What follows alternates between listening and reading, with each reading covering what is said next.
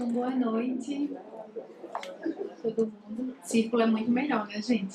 Vamos combinar, né? Não é? Dá outra sensação, né? Então, a Giz me apresentou um pouco. Meu nome é Lia Beltrão. Eu estava em Sobral hoje de manhã, dando atividade. Cheguei hoje tarde, estou descansada para começar essas atividades aqui em Fortaleza. Bem feliz de estar aqui. A Gislene falou, né, que eu estou contribuindo com essa revista como editora. E a minha estadia aqui, as últimas atividades que eu estou fazendo, passei por 5 cidades do Nordeste, essa é a quinta. Elas tinham a ver basicamente com a minha experiência como para pesquisar e escrever sobre esse tema da crise ambiental. Então, a gente se propôs a fazer por sugestão do nosso professor, né, quando a gente vai fazer a edição impressa da revista, tem essa conversa inicial com ele, e ele sugeriu que a gente tratasse da questão da crise ecológica, né, crise ambiental. E a pergunta que a gente levantou foi: o que os mestres budistas, né, os professores de uma tradição contemplativa, têm falado sobre o que a gente tem vivido, né, como sociedade, que muita gente chama de antropoceno, da possibilidade de uma extinção em massa, temas gigantescos, assim, inéditos para a humanidade, né? A possibilidade da gente passar por períodos muito difíceis e aí, inclusive, né, desaparecer, assim, por conta da causalidade das nossas ações, por causa dos efeitos das nossas ações e das nossas próprias escolhas, né, enquanto sociedade. Então, a pergunta era: o que é que, de um problema tão grande, tão denso, o que esses mestres estão falando a respeito disso, né? De como que a gente pode agir? Então, a pergunta da revista era essa. E, para fazer isso, eu fui primeiro para a parte do que a gente chama do lodo, né? O diagnóstico do tamanho do sofrimento, né? Relacionado a esses diagnósticos científicos, a esses prognósticos também, né? Do que é que pode acontecer conosco.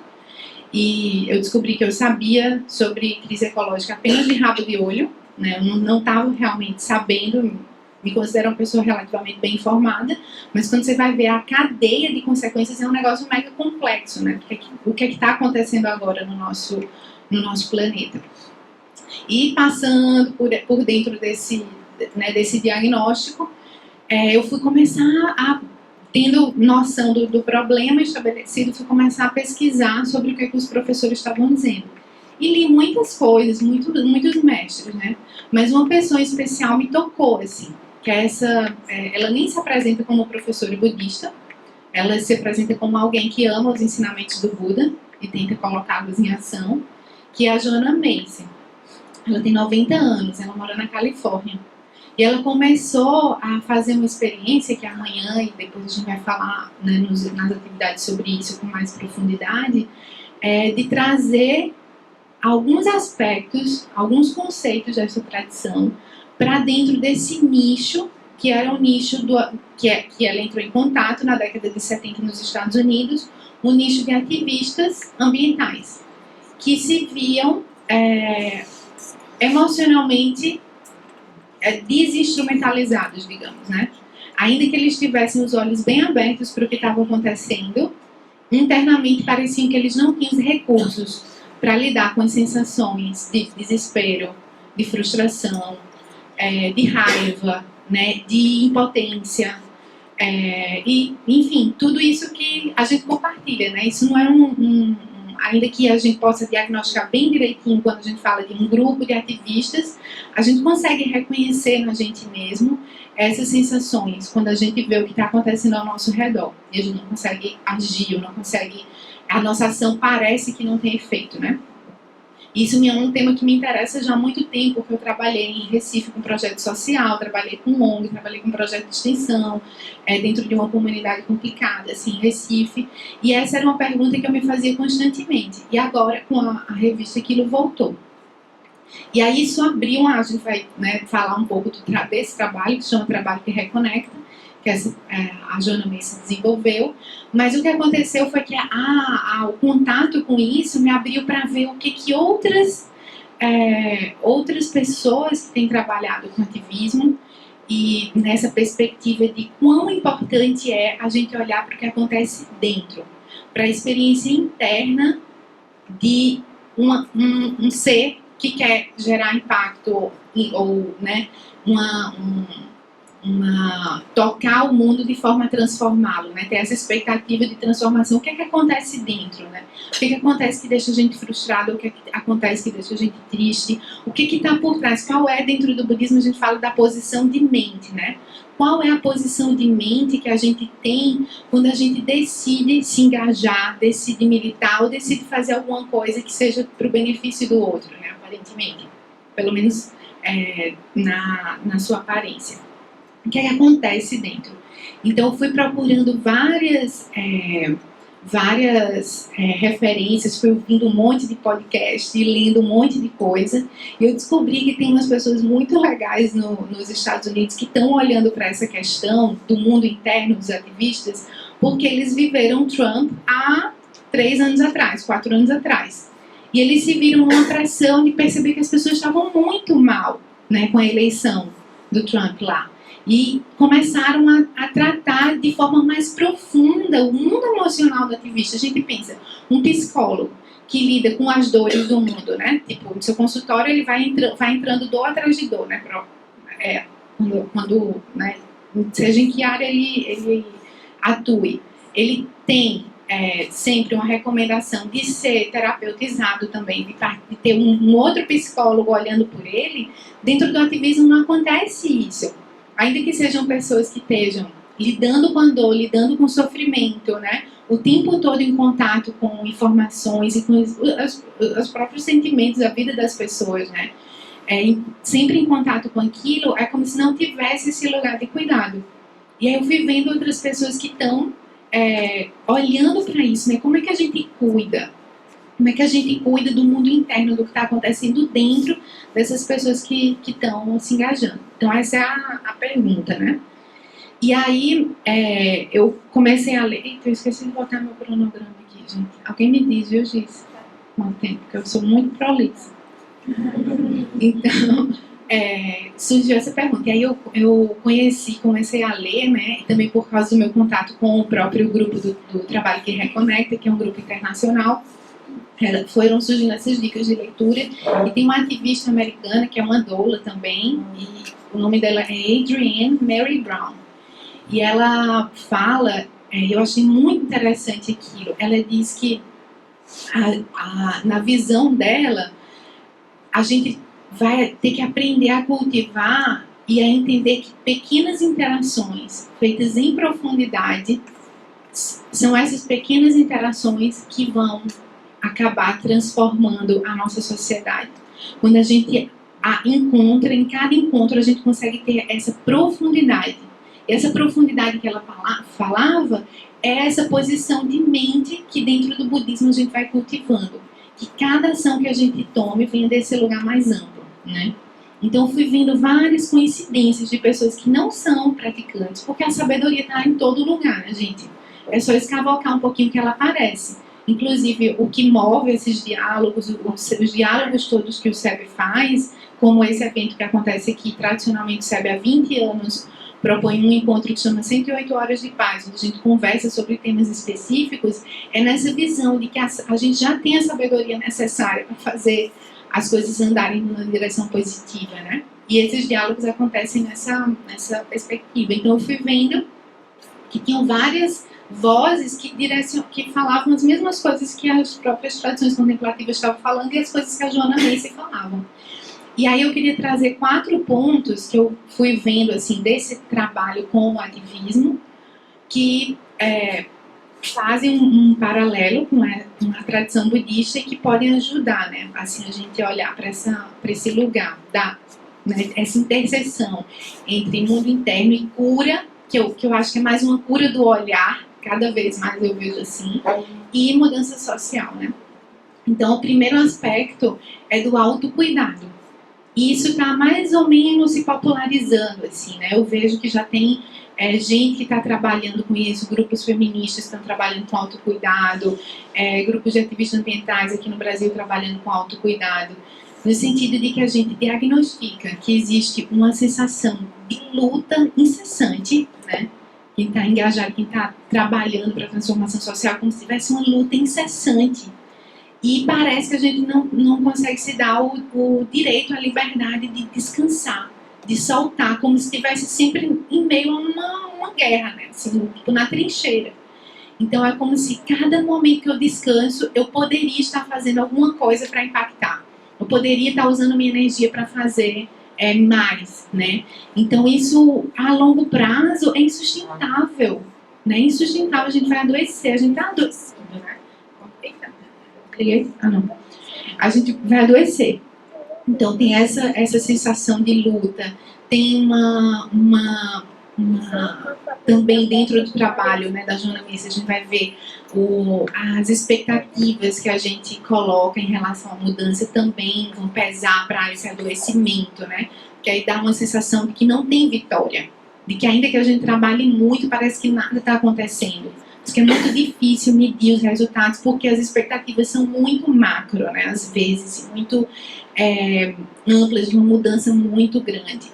Então, essa visão de autocuidado, ela vem nesse sentido. Só que, né, da gente fazer práticas de saúde, que cuidem do nosso corpo, que nos ajude a descansar, que coloque a gente em contato com a natureza e numa visão, especialmente dentro do trabalho que reconecta, de apreciação pela nossa própria vida, né? A Joana falou uma coisa muito potente, que é, ainda que a gente esteja no meio desse caos, é um milagre estar vivo nesse tempo. E é o melhor tempo para estar vivo, porque na visão dela é um tempo de transição, né? A gente está vivo nesse tempo. Então o que no aspecto do ativismo se mostra como autocuidado, dentro do trabalho com o Reconecta é essa apreciação, esse uau, eu estou vivo, e eu não estou vivo sozinho, eu faço parte de uma teia, né? Essa teia da vida, essa teia da interdependência. Eu me sustento pela bondade dos outros, eu me sustento pela bondade da natureza, eu me sustento porque a natureza, ainda que esteja esse colapso todo, ainda ela dá frutos, né? A terra ainda está produzindo. Então a gente vai ter um senso de agradecimento. Esse é um ponto, né, do autocuidado e dessa apreciação.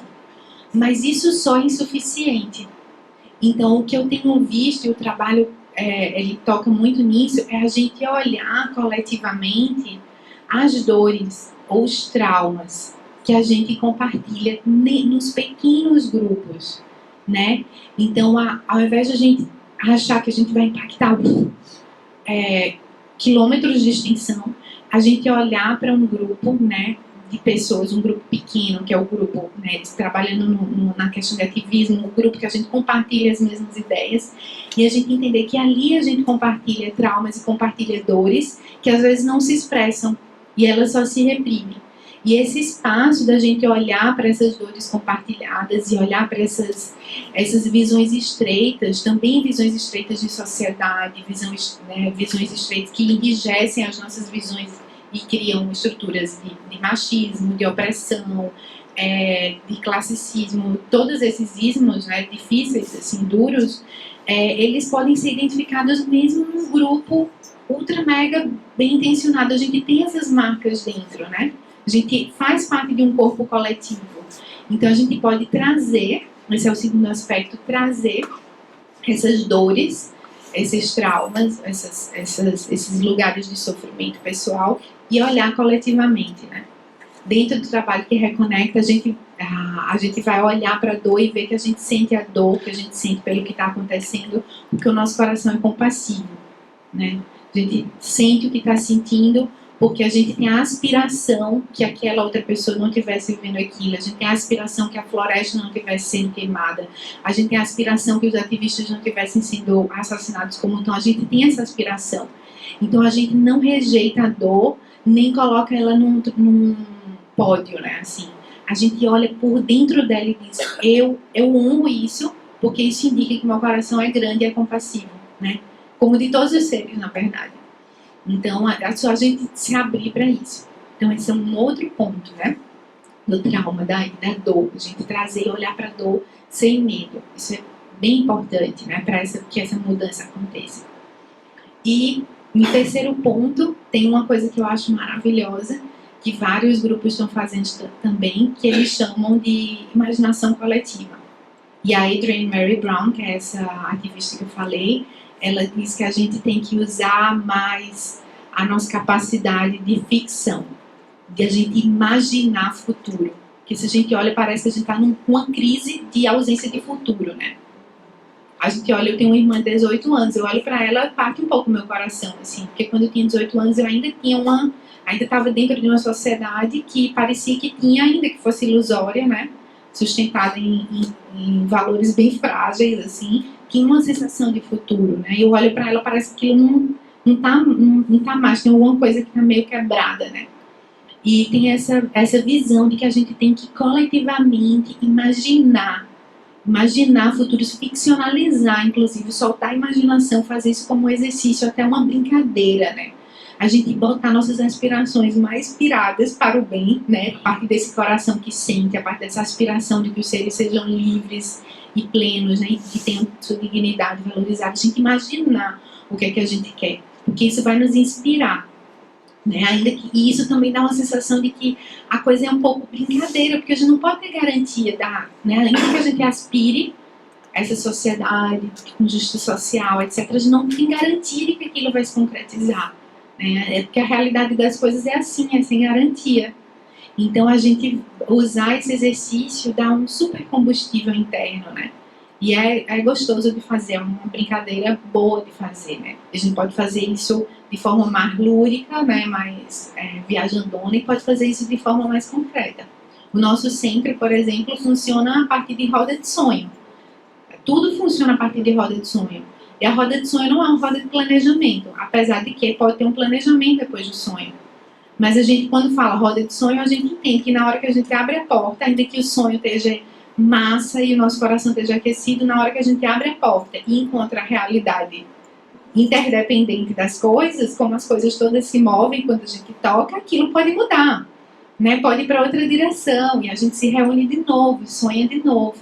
E o SEB inteiro, são quase 40, 50 centros pelo Brasil, não sei quantos, 9 aldeias, é tudo feito por roda de sonho. Se você perguntar como é que é feito isso aqui, é roda de sonho. Como é que foi feito esse templo? Roda de sonho. Tudo é roda de sonho. Como é que foi feita essa revista? Roda de sonho. Então isso é outro aspecto, né? Nesse futuro. E finalmente tomar ação. Agir, né? Então autocuidado, cuidado e olhar para as dores, o sonho ou a imaginação coletiva, e finalmente, agora o que eu vou fazer com isso? Como é que eu vou agir? A gente já age a partir de um outro lugar, e age a partir disso que eu comecei a falar no começo, né? Desse lugar na profundidade. Aí o leque do que é o ativismo, do que é o engajamento, se amplia ao máximo, porque tudo é parte disso, né? Toda ação é política, toda ação é espiritual também. Né? A gente está com esse compromisso de olhar os seres, de não rejeitar a dor, de trazer benefício onde a gente esteja. Não tem separação do que é a ação que é de transformação ou de não transformação. Tudo né? Começar do que a gente come, como a gente conversa com as pessoas, como a gente reage às notícias, tudo. Então a gente vai olhando essa ação de forma mais ampla, né? Isso também é uma forma da gente ao mesmo tempo relaxar. Já foi, né? Não, falta 4 minutos. Então é uma forma da gente ao mesmo tempo ampliar a nossa ação e relaxar, porque como né, os professores Zen falam muito isso, é momento a momento, né? É encontro a encontro que a gente vai tentar buscar essa profundidade, assim. Então isso é um pouco do que dos conceitos, né, que eu fui vendo especificamente nesse, né, a gente pode olhar especificamente num nicho, num grupo de pessoas que estão trabalhando juntos, aquilo pode ajudar a andar numa direção saudável, né? E as oficinas a gente vai fazer isso de forma mais vivencial. Mas isso tudo é um grande laboratório, né, gente? Assim, eu estou super feliz de estar podendo ouvir da Sangha, né, da Sangha, que é a comunidade, como é que isso repercute, como é que essas ações também se mostram, né? Como é que a gente pode agir desse lugar mais amplo e poder, enfim, não ter essa separação, que é o ideal, né? para a gente, como a Gislaine estava falando, o nosso professor o tempo todo enfatiza isso, da gente desmistificar essa ideia que é normal que a gente tenha, de que a prática contemplativa, o caminho espiritual está separado da nossa vida, né? Então, a gente vai empurrando um pouco isso que o Dalai Lama chama de uma herança da humanidade, né? O budismo não é uma coisa que pertence a um grupo, nem a um nicho, ainda que possa ser conhecido como religião, é uma herança da humanidade. É um monte de gente que por muito tempo ficou olhando, fazendo basicamente uma arqueologia da mente, né? Vendo como que a mente funciona e como que a gente pode despertar as qualidades mais poderosas, mais potentes, né, da nossa mente humana. Então, como que a gente coloca essa herança em contato com o Brasil 2019, né? Em contato com o que a gente está vivendo, em contato com as dores que a gente tem coletivamente e individualmente. Mas aqui, sobretudo, é esse olhar coletivo, né? Que é muito mais potente, assim. Então, acho que era isso para começar, assim, compartilhar um pouco das coisas que eu tinha pensado lá eu estou bem feliz de estar aqui, porque eu moro num lugar muito isolado, sabe, Babi? Não sei como era lá na Serra para você, mas era o centro de retiro que eu moro, ele está a 60 quilômetros de distância da cidade mais próxima. E essa cidade mais próxima tem 11 mil habitantes. Então, ainda que eu esteja em contato e a revista toda aconteça por muita interação na internet, é muito bom estar em roda e conversar sobre essas coisas, né? Fico bem feliz. E ainda mais no meu Nordeste amado. Então é isso, queridos. Estou louca para ouvir vocês também. Obrigada por enquanto.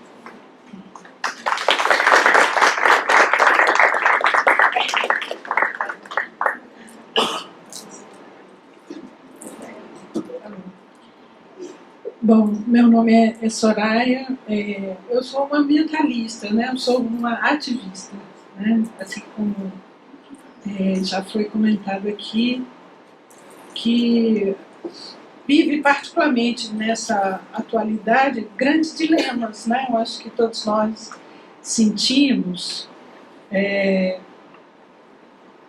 sobre essa crise que nós estamos vivendo na contemporaneidade, essa crise civilizacional de valores, né?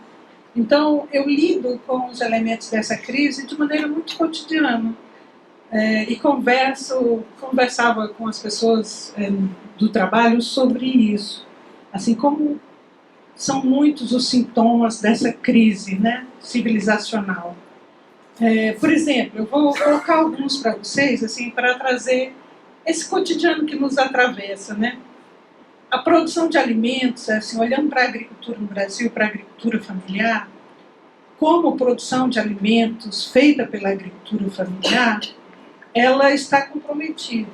A sucessão geracional não vai garantir ela no futuro. Eu olho para outra atividade fundamental que eu me relacionei profissionalmente e trabalhando com povos do mar, povos tradicionais, eu olho para a pesca artesanal e vejo o mesmo cenário. Ela também não se garantirá, não existirá no futuro. Isso está posto, né? E a gente vai para outros sintomas, assim, que suplantam até a dimensão ecológica. A questão da água, por exemplo, é mais evidente, cada vez mais, o quanto ela se interpõe como um checkmate para a gente, né? Isso está muito forte. E eu me pergunto assim, o que produziu essa sociedade? O que produziu uma sociedade, uma humanidade que destrói as bases da vida? Essa é uma pergunta que tem que ser feita. Porque eu acho que nós temos que nos debruçar profundamente sobre as possíveis respostas. Porque daí é que vem pistas para um processo de transformação efetivo. E creio que é indiscutível que, na modernidade, o processo de alienação que foi promovido é de uma grandiosidade assim, impressionante. Por exemplo, se você perguntar na cidade de onde vem a sua água que você consome, a maior parte das pessoas não vai saber dizer. Tampouco vai saber dizer qual é o estado de cuidado dessa fonte natural. E eu estou falando só um exemplo, mas nós podemos passar para o prato do almoço, nós podemos passar para as frutas do café da manhã, no sentido de perguntar às pessoas como elas foram produzidas, por quem, de onde ela vem, como. Você sabe? A maioria das pessoas não. E isso em relação a maior parte dos processos, do que nós vestimos, do que nós usamos, né? Então, para mim, aí tem uma grande chave de transformação, que é justamente a capacidade de nos reconectar com o mundo material que nós vivemos. Os circuitos hoje, você traz um sapato da China, você traz um automóvel, o aço de um outro país, e nesses processos geopolíticos são profundamente permeados por processos de exploração profundos, e nós somos, queiramos ou não, sócios, na medida em que nós nos alienamos desse processo. E isso é uma verdade, a despeito de nosso compromisso com o mundo, de nosso entendimento do mundo. Essa é uma realidade que atravessa talvez nós todos aqui nessa sala. Então, é impossível mudar, transformar, sem olhar para essas grandes questões, né? E aí, dentro dessa crise, nós podemos, além da questão ecológica, como eu coloquei, eu gostaria de colocar outras questões. Nós somos animais muito especiais, porque humanos, com a nossa subjetividade, a capacidade de ser um sujeito cultural, isso nos singulariza, mas não exclui da nossa dimensão enquanto espécie. E aí, eu sou da ecologia, eu venho da engenharia de pesca, eu tenho base ecológica.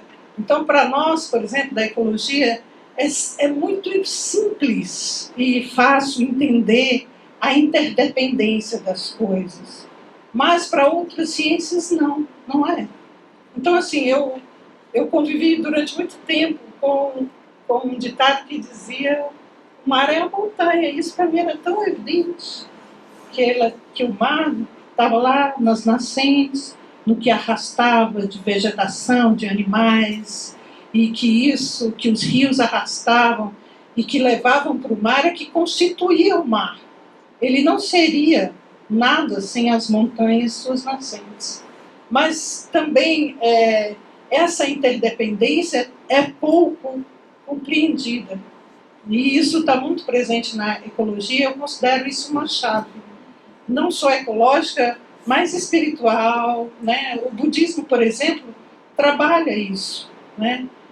As sociedades tradicionais, e aí eu me reportarei muito a elas, porque para mim elas são uma inspiração de uma perspectiva de transformação desse mundo, né? Essas sociedades tradicionais, sejam indígenas, povos do mar, sertanejos, quilombolas, e o Brasil é um berço de sociobiodiversidade incrível, e que nós temos que olhar para ela como não sociedades do passado, mas sociedades profundamente antenadas e sintonizadas com o futuro, né?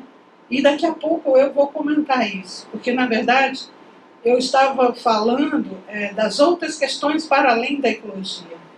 Falei da interdependência para falar de um jeito de olhar o mundo e para lembrar da nossa dimensão como espécie, para dizer, uma espécie biológica é sintomático o destino dela quando você olha para as reprodutoras e para os indivíduos jovens.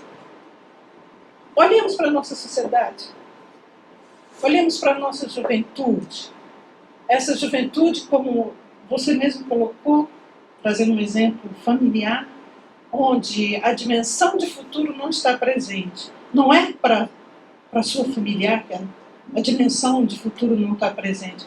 Ela não está para a Greta, ela não está para todos os jovens e crianças que abraçaram a sexta-feira pelo mundo. Não há futuro. E isso é sintomático de um cheque. Nós estamos em cheque enquanto humanidade. A capacidade de destruição que você colocou, de extinção em massa, ela muitas vezes é reduzida na sua leitura, porque as pessoas ficam imaginando que nós vamos ter aumento do nível do mar, que algumas populações podem, as que estão em regiões mais baixas, milhões de pessoas vão ser deslocadas, que nós teremos secas mais severas, nós já estamos tendo, né? Inundações mais severas, a lógica dos extremos climáticos, tudo isso já está presente, queimadas mais intensas, nós já estamos vendo. Não é só o governo Bolsonaro, não se enganem. Apesar dele ser uma completa derrota e destruição, existe uma relação com a mudança de um padrão. Isso é evidente, né? Mas veja só, nós estamos lidando com o que é que nós temos para lidar com esses desafios, né? Ainda tem um governo Bolsonaro na frente para lidar. Se fosse outro, talvez ainda fosse insuficiente, mas é de uma natureza que joga contra, né? Que ainda vai agudizar aqueles sintomas que já estão presentes. Então, mas eu falava da situação da juventude. A juventude está sendo exterminada nas periferias da cidade. A juventude negra, as mulheres estão sendo mortas. O feminicídio cresceu no nosso país. O racismo, a xenofobia, o ódio, o genocídio aos povos indígenas. Tudo isso é sintomático de uma crise civilizacional profunda. Nós temos que ler as raízes dessa crise. Eu não sou, assim, tenho aqui uma amiga, foi um prazer ter ela aqui, Johnny, que estudou comigo numa escola que era religiosa, cristã, e sempre tive uma dimensão espiritual, mas não religiosa, né? Assim, de expressão, de estar me conectando com várias dimensões espirituais ao longo da vida, com a matriz africana, que muito me inspira, a própria indígena, o budismo, a cristã, sobre uma grande perspectiva também, né? Que eu acho que é um caminho sincrético que muitos de nós percorremos. Mas eu falo isso porque, embora eu acredite fundamentalmente na importância dessa dimensão para estar no mundo, eu também acho que ela não é suficiente se não se somar a ela outras dimensões, né? Quando você diz assim, quando a gente está no mundo, é uma ação política e muitas vezes é uma ação espiritual, reflete uma conectividade com as pessoas, uma solidariedade, um sentimento, uma visão de mundo, um conjunto de valores, um conjunto de motivações que também tem uma base espiritual. Isso é verdade, né? Mas nós estamos vendo crescer uma ação política que revela um projeto de morte, que também existe. Que a despeito que não faça parte dos nossos valores, dos nossos sentimentos, das nossas motivações, nós estamos vendo ele em curso, e crescente. Então, assim, é insuficiente resistir. Nós precisamos, além disso, produzir um projeto de utopia, né? De sonho que não seja, que conquiste corações e mentes, que mobilize as pessoas. E aí eu quero falar assim, que eu acho que não existe, né? Existem várias experiências no mundo hoje em curso que refletem essa perspectiva de constituição de uma utopia, né? E eu me reporto muito aos povos tradicionais, aos povos indígenas. E eu não falaria de um bem viver, né, como os equatorianos, né, a tradição andina fala, mas eu falaria de bem viveres.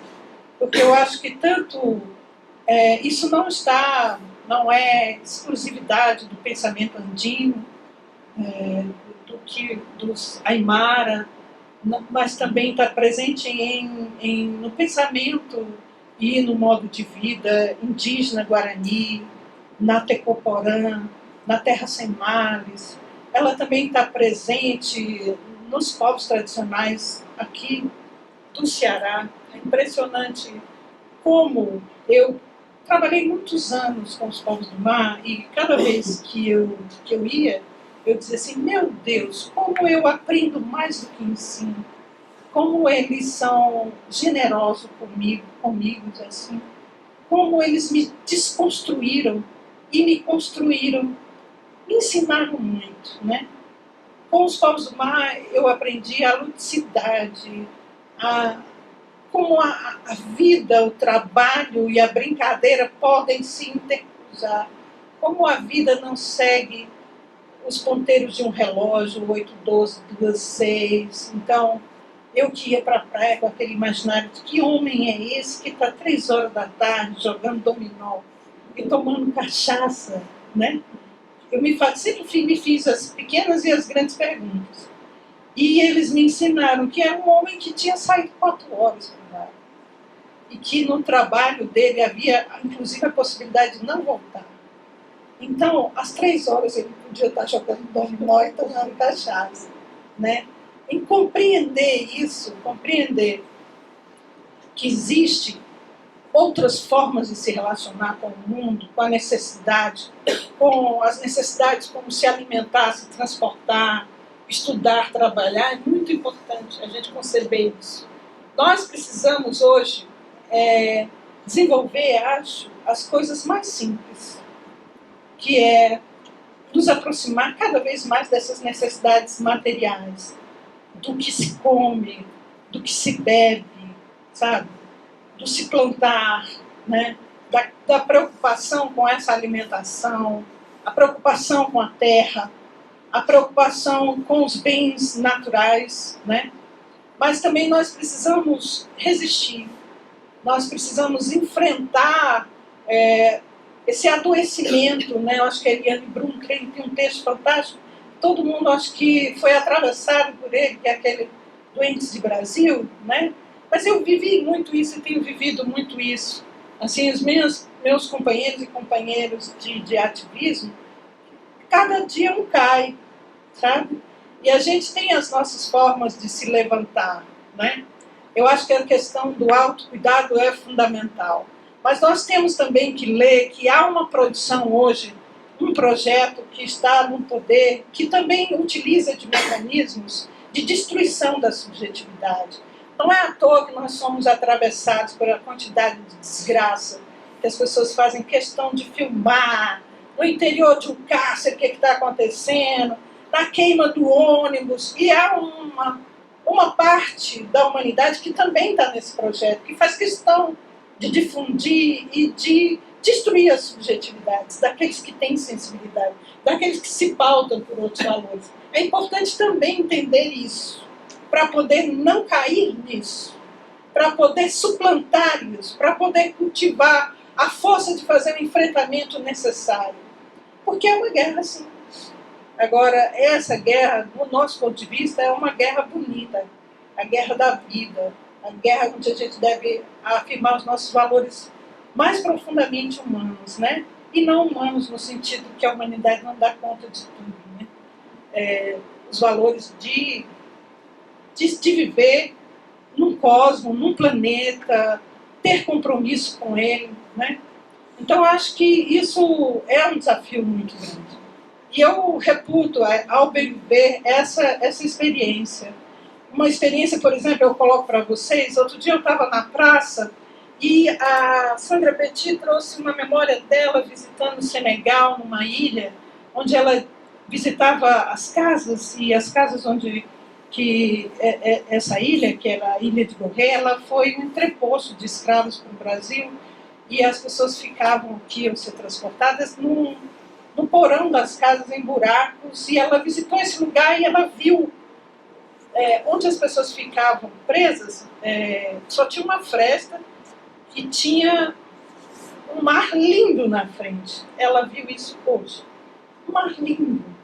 E aí ela ficou pensando, e eu junto com ela, o que significava aquela fresta para esses escravos? Era a visão da porta do inferno. Para eles era a porta do inferno, porque ali era onde a embarcação ia fazer a travessia, né? na diáspora africana. Era ali que eles visualizavam talvez o momento mais difícil da vida deles, né? Que é ser arrancado do seu país, do seu continente, para ser escravo. Mas veja bem, ela viu hoje um lugar lindo. É isso que a gente não pode perder de vista e que é um valor e é estruturante do bem viver. O passado, ele não está lá atrás. O passado, ele ilumina o futuro.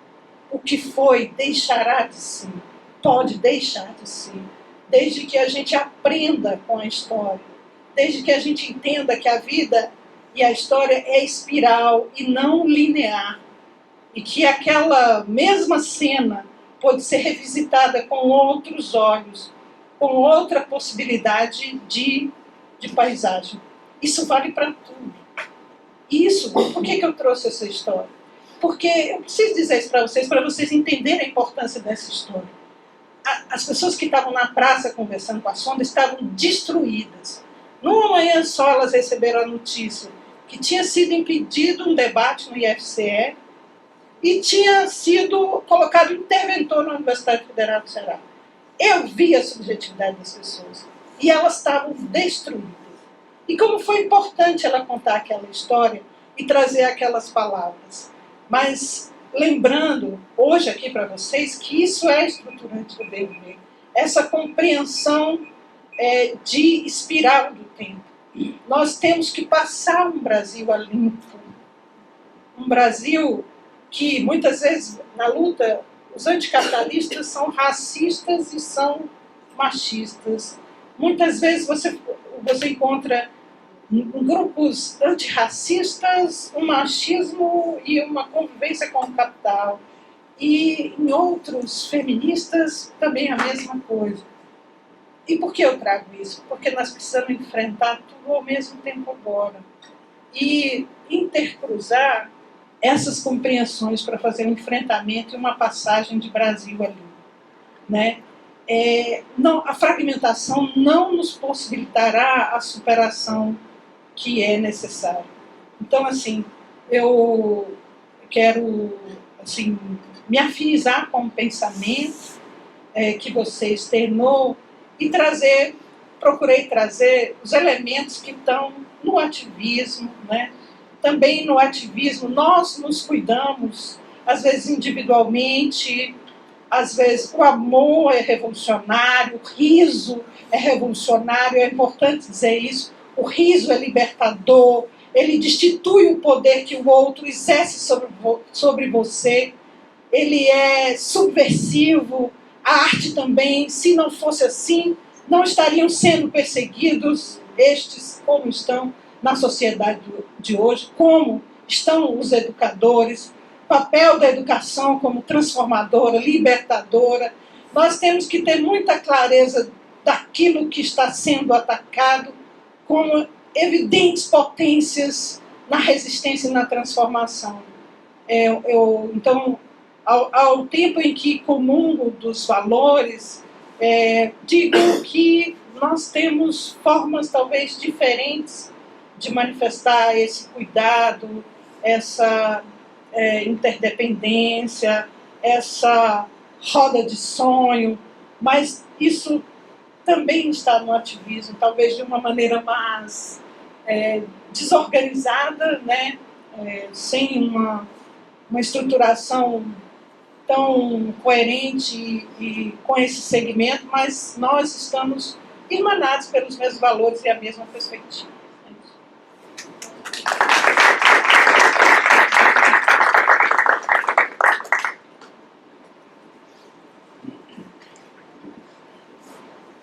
Bom dia. Até 11h59, 59 segundos é esse dia, né? Que a gente tem para vivenciar, experimentar essa aventura sempre inusitada, né? De estar aqui nesse plano. E a minha companheirinha, assim, que gosta de me acompanhar, até nas aulas, ela, quando pode, ela diz: pai, tu vai dar aula, me leva, pai. Às vezes é uma aula chata que eu dou, mas ela quer estar perto, mesmo. Mas hoje ela cochilou, ela nunca havia dormido em nenhum evento desse que eu levei ela. E eu fiquei pensando aqui, né, no conceito de roda de sonhos, e eu tenho a impressão que isso aqui tem alguma coisa a ver. Essa roda de sonhos fez dormir, né, trouxe sono e deve estar trazendo sonhos aqui. Nós estamos falando e já está processando aqui na cabecinha dela, entrando pelos ouvidos, e é por isso que eu a trouxe, e é por isso que eu a levo comigo, para afirmar para mim mesmo, né, que esse velho mundo vai continuar sendo ao mesmo tempo velho e novo sempre, né, a roda da vida. Então, eu quero começar assim sendo grato à minha querida irmã, como ela chama, né, irmã de signo, minha irmã virginiana, a de astral, Gislene, porque ela me concedeu a honra desse convite. E eu vinha pensando: meu Deus, o que é que eu vou falar para esse povo? Assim, um povo iniciado nesses assuntos, assim, nessas falas, o que eu tenho para dizer de novo? Aí eu comecei a olhar assim para a minha vida, aí eu chego aqui e encontro vocês. Eu pensava que ia ser uma meia dúzia de pessoas nessa fortaleza desse momento que está vivendo. Aí a Flora contou: pai, tem 38 pessoas. E quando ela contou as pessoas, glória a Deus, que responsabilidade, né? Não posso falar qualquer besteira. E eu tenho uma mania assim de anotar umas coisas, e chega na hora eu tenho que mudar tudo, dependendo assim, quando eu olho para a cara das pessoas, e aí rolam as energias e outras inspirações, né? E ela está aí, ouvindo tudo. Então, gratidão a vocês aqui. Eu imagino que vocês aqui venham de experiências muito diversas, que vocês tenham coisas muito interessantes para dizer para mim. E aí essa metodologia da roda de conversa, ou do círculo de cultura, diria Paulo Freire, né? Que é, assim, alguém que eu venho trabalhando nesses derradeiros anos, desde que eu voltei para Fortaleza, né? 2016 para cá. Eu estou professor aí na Faculdade de Educação, e nesses tempos também de ataques ao Paulo Freire, eu tenho descoberto nele, assim, um verbo muito importante, que é o esperançar. Não é? Ele é budista sem saber, o Paulo Freire, eu acho. Né? Ele nunca soube que ele tivesse admitido budista. Mas eu desconfio que o teu conterrâneo seja mais budista do que a gente possa imaginar. É só a gente ler ele com outros olhos, né? Então, eu vou falar assim rapidamente para vocês de onde é que eu estou fazendo essas falas, né? Então, falei da Flora, falei do Paulo Freire.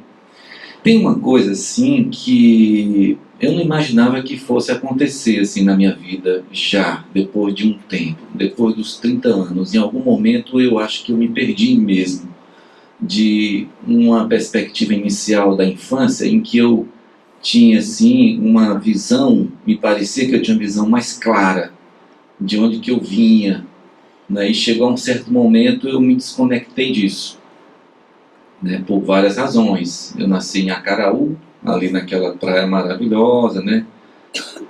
De onde meu povo Tremembé, povo da minha mãe, há milhares e milhares de anos estava ali, mas quando eu me dou conta de ser gente, eu já moro na sede da cidade. Mesmo minha mãe tendo me ensinado a fazer o mocororó com 8 anos de idade, nessa época, né, setembro, outubro, época do caju, e eu a cada ano bebia esse mocororó, eu mesmo fazia meu mocororó e bebia a cada ano. E a mamãe falava umas coisas, né, das famílias dos nativos, antigos, e do barco, do trisavô dela, Antônio Alves de Melo, meu tetravô, que naufragou ali com mais 2 irmãos, e que foram acolhidos por uma família da beira da praia, que casaram os 3 irmãos com 3 irmãs daquela família. E depois eu fui, né? Porque quando ela contava isso, eu era criança como a Flora, dormia um pouco no colo dela, naquela cidade que às 10 horas da noite as lâmpadas desligavam do gerador, era um gerador que tinha na cidade naquele momento. E algumas coisas que ela me falava da família dela, me parecia assim mais lenda, né? E ela falava assim, meu filho, existiu esse povo, que era o povo dos seus avós antigos ali, que eram os nativos da praia, que casaram com esses irmãos e tal. E falava assim, foram não. E depois eu fui crescendo, essas coisas naturalmente foram se desconectando. E assim, a minha vivência espiritual, propriamente, ela rapidamente, vou fazer falas assim meio desconexas. Vocês quiserem que vocês juntem aos pedaços, tá? Vou ver se eu consigo juntar alguma coisa mais no final. Eu nasci numa família muito católica, meu pai e minha mãe, daqueles católicos assim, que na nossa casa éramos 11, eu, 11º filho, sempre tinha um quartinho que nós não morávamos nele, né? Então nós nos amontoávamos 4, 5 em um quarto, porque aquele quartinho estava reservado para quando chegassem pessoas pedindo esmolas na cidade de Acaraú, inclusive loucos, de uma cidade vizinha muito famosa pelos seus loucos, que era Morrinhos. Não sei se tem alguém aqui de Morrinhos, mas Morrinhos era famoso na minha época, né? O doido do Morrinho. Se hospedavam lá em casa, obrigatoriamente. E o engraçado é que do portão para fora é que eles viraram doidos. Portão para dentro lá de casa, eles nos tratavam com uma gentileza, com uma tranquilidade. Era um negócio muito interessante ver aquilo, né? E também, claro, outros pedintes, né? Então, cegos, mendigos que vinham de fora. Eles nos motivavam, inclusive, a cuidar das feridas de alguns deles, porque eles eram de uma vivência católica, da caridade, né? Da compaixão. Então era isso.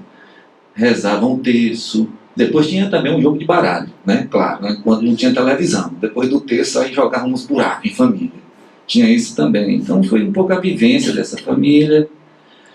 E aí eu, depois de um tempo, né? Eu já vim morar aqui com 15 anos para estudar, né? E aí, com 17, entrei nessa universidade para estudar física, mas abandonei logo no ano seguinte, porque eu fazia parte de um grupo de jovens e tive uma vivência interessante na época da ditadura, em que a Igreja Católica se tornou um espaço em que alguns militantes, né, mais sensibilizados com as questões sociais, puderam ser acolhidos, né, em algumas ordens religiosas ou em algumas pastorais. Eu fui um desses, que entrei na ordem dos jesuítas e fiquei dos 18 aos 25. E eu imaginava ser padre.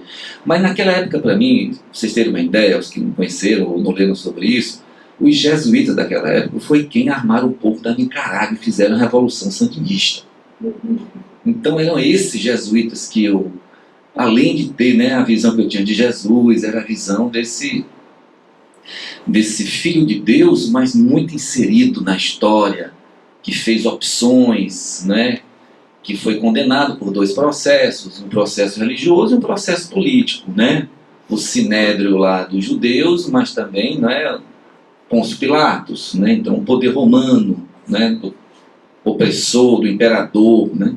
Então era isso, motivações da teologia da libertação, pronto. Aí todo mundo já entendeu o que eu estou dizendo, era isso.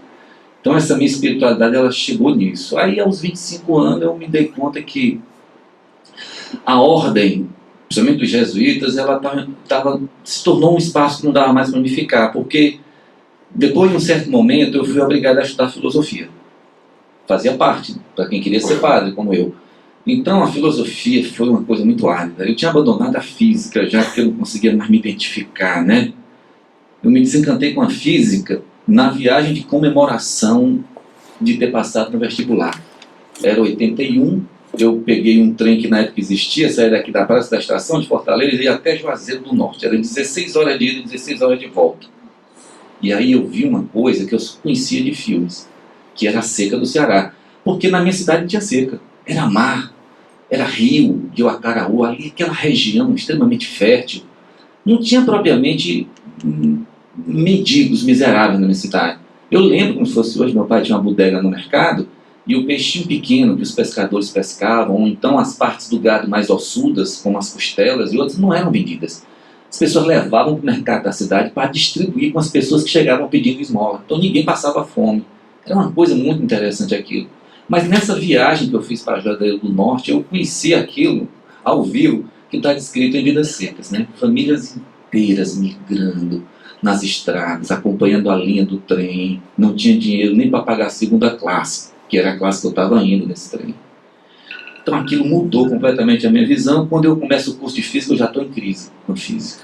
E eu abandono a física no ano seguinte e entro na ordem religiosa dos jesuítas. E fico até os 25. Depois que eu saio, aí eu encontro um cantor-compositor que fazia um trabalho de composição musical das comunidades de base da Igreja Católica, que é o Zé Vicente. E aí nós ficamos assim, uns 4, 5 anos fazendo uma grande turnê aqui no Brasil, e aí animando essas comunidades, que eram comunidades muito marcadas por essa teologia da libertação, né? Por essa visão de uma espiritualidade engajada, em que a dimensão política da espiritualidade estava muito presente. A gente falava assim da praxis, né, teológica, era uma coisa assim que dialogava com o marxismo e com outras correntes de pensamento, com outras filosofias do engajamento. Então foi um tempo muito especial na minha vida, mas também foi um tempo em que depois eu fui me distanciando, né, e depois eu fui me inventando professor, né, e eu tinha abandonado um mestrado em antropologia na Federal de Pernambuco. Quando eu saí da ordem dos jesuítas, eu estava lá em Recife. Aí eu terminei a filosofia na Universidade Católica, e nós brincávamos dizendo assim: filosofia, a ciência pela qual, com a qual ou sem a qual o mundo continua tal e qual, né? Aí a gente brincava também dizendo assim: o que é um filósofo? Aí o outro respondia: um filósofo? Filósofo é um cara que vai te dizer o que tu já sabe, de um jeito que tu não vai entender. Era assim que era a filosofia para mim, tá? Naquela época, era isso, tá? Não tinha esse humor todo, tá? Vocês estão rindo hoje, né? Achando legal, mas não tinha muito humor, né? Eu só fui descobrir a potência da filosofia foi quando eu voltei para a vida acadêmica, isso já depois dos 30 anos, e eu voltei por uma necessidade de um trabalho que eu arranjei, que foi esse, professor substituto aqui e na UES, né? Professor de antropologia, porque eu tinha feito mestrado em antropologia, então naquela época o concurso para substituto não exigia grande coisa, né? Bastava ter graduação, eu não tinha terminado o mestrado, tinha abandonado, e deu para fazer o concurso e passar. Então ali de lá para cá eu venho me inventando professor, faz 24 anos, tá? Lembro o dia exato, foi 18 de abril de 95, 6h30 da noite, lá no campus de Itaperi, bloco I, pisei em uma sala de aula para dar aula. De lá para cá eu venho me inventando professor. E fui me afastando, né, de práticas propriamente espirituais, viver mais essa coisa, né, da vida acadêmica e da militância do movimento indígena, que me chegou de maneira muito inusitada, né? Porque na época dos jesuítas eu conhecia assim, os índios, mas o pessoal fala assim, os índios de verdade, são os índios da Amazônia, tudo bonitinho, né? Pelezinha morena, cabelo preto liso, olhinho puxado, né? Com aqueles adereços maravilhosos de pena, de cocá, de brincos, de pinturas corporais, aqueles corpos, meu Deus, né? Esculturais maravilhosos. Então, eram os índios que eu conhecia. Inclusive, vários jesuítas que moravam com os índios, um deles, o Iauca, ganhou esse nome do povo Minqui. Quando ele encontrou os Minqui, eram 42, lá no Mato Grosso, tinham decidido se extinguir por conta própria, não queriam mais viver. Quando o Iauca, esse padre jesuíta, os encontrou, eles ficaram tão encantados com o Tomás, mas não entendiam porque que ele praticava a castidade, porque ele não tinha uma mulher. Aí tinha nascido uma meninazinha, e deram para ele casar quando tivesse a idade dela casar. E eu lembro que ele chegou onde eu estudava filosofia e teologia, lá em Belo Horizonte, né, o Instituto de Estudos Superiores dos Jesuítas, para buscar fazer uma ponte entre a teologia cristã católica e, assim, vamos dizer assim, né, a cosmovisão espiritual dos Minqui. E aí os teólogos da casa, alguns muito famosos internacionalmente, teólogos jesuítas, disseram assim para o Tomás, é impossível. Essa teologia nativa Minqui que tu está trazendo não tem como conciliar isso com o cristianismo. E o Tomás então se despede dos jesuítas e casa com a índia Minqui. E é pai de 2 ou 3 meninos. Vive lá no Mato Grosso até hoje. Tá? Eu acompanhei ele assim nas andanças. Tem um filme, eu não sei se está disponível na internet, mas se chama Boa Nova dos Povos Indígenas. É a própria vida do Tomás Lisboa. Tá? Tomás Lisboa, Iaúca. Então foi esse o meu contato com os povos indígenas. E aí eu volto aqui para o Ceará e eu vou descobrir esses povos daqui vivenciando um movimento indígena no Nordeste, né? E esse povo tremembé. Lembro como se fosse hoje, 22 de novembro de 92, era um encontro de artistas lá num bairro de periferia de Itapoca, chamado Violete, no salão paroquial, e chega um grupo deles para se apresentar dizendo que era um tremembé. Eu olhei assim, os caboclos, na época eu tinha um cabelo pretinho também, pele mais morena, né? Não estava tão desbotado como hoje. Chegou um momento que eles foram assim para a roda, puxaram assim um canto, eu já me toquei, como artista, né? Músico. Segundo, eu já fiquei em pé. No terceiro, eu entrei numa dimensão que até hoje eu não sei explicar qual é. Só sei que minha vida tem antes e depois daquele dia. Principalmente depois que eu ouvi essa música que diz assim: O jante kogira kurari napurana o mangue ayo mangira ayo mangira ayo mangira ayo mangira o mangira ayo mangira o mangira ayo mangira. Então aquele momento me trouxe muitas perguntas. Um canto que a linha melódica me parecia conhecida, né? Canto chão, né? Esse canto que os monges budistas gostam, que se explica depois, né, pela catequese. Depois, se alguém tiver interesse, eu posso falar alguma coisa. Mas de lá para cá, eu tenho uma sensação de construção de uma reconexão, sabe, com a minha história, com esse povo, com as lendas que a minha mãe falava, né, da família dela, com essa terra. E alunos meus que foram generosamente aceitando o desafio que eu fui colocando, de investigar quem é esse povo, há quanto tempo esse povo está aqui nessa terra, quem são esses tremembés. Hoje eu já tenho algumas respostas, né? Mas tenho também muitas perguntas ainda, tá? E aí aconteceu um outro momento, assim, já depois dos 40 anos, que eu também não aguardava que esperasse. Eu já não tinha nenhuma prática mais religiosa, e eu ouvia falar de um chá, que os índios bebiam, claro, de literatura, conhecia, chamado ayahuasca. E aí, rapaz, primeira vez que eu bebi esse chá, eu já estava assim, com uns 46 anos de idade. Nossa Senhora! Porque uma coisa é conhecer as coisas assim na teoria, na literatura. A outra coisa é conhecer as coisas por dentro. E aí não adianta falar desse chá, vocês podem encontrar na literatura se quiserem, mas não tem nada comparado com a vivência disso. E aí a vivência depende muito de várias coisas. Uma delas é o lugar em que você bebe. Quem é que está te dando? Tá certo? Qual é, vamos dizer assim, o ritual em que isso é feito? E, principalmente, qual é a história espiritual tua? Porque uma coisa que eu aprendi, né, com esse chá é de que nós não temos espírito. É um equívoco pensar. Ninguém tem espírito. Nós somos o próprio espírito. O que a gente tem, por enquanto, é um corpo. Já tivemos outros corpos, estamos nesse por enquanto. Se tudo der certo, a gente volta e vamos ter outros corpos, né? Então, e aí uma coisa assim que também faz parte dessa reconexão, né? E uma coisa assim muito forte é que vai voltar também essa reconexão com isso da cura, isso, não é, da reconexão com a natureza. Agora, tem coisas para a gente falar, o tempo, por enquanto eu vou encerrar minha fala, mas de que vou concluir dizendo assim, eu não tenho assim uma visão, já tive mais romântica a respeito desse mundo aqui, tá? Então assim, eu tenho uma teoria, né, uma compreensão de que esse mundo aqui é o lugar, com certeza, de aprendizado, é o lugar das pelejas, e aí em meio a essas situações, todas elas, inclusive, como você falou, um Bolsonaro da vida, né, todas essas situações são situações que elas estão, vamos dizer assim, disponíveis para a gente aprender. E aí quando eu falo desse aprendizado, é principalmente espiritual, é o aprendizado das virtudes. Né? Algumas coisas são fundamentais se a gente quiser efetivamente se conectar com o poder superior. Paciência, não é? Compaixão, não é?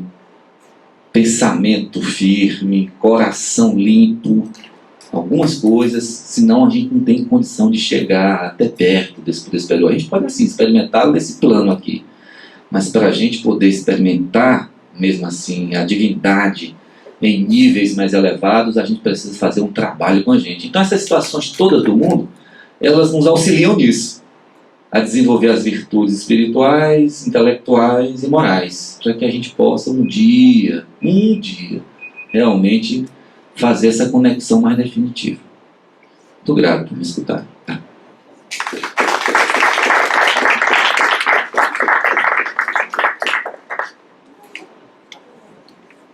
Bom, está aberto para quem quiser falar, perguntar, se manifestar.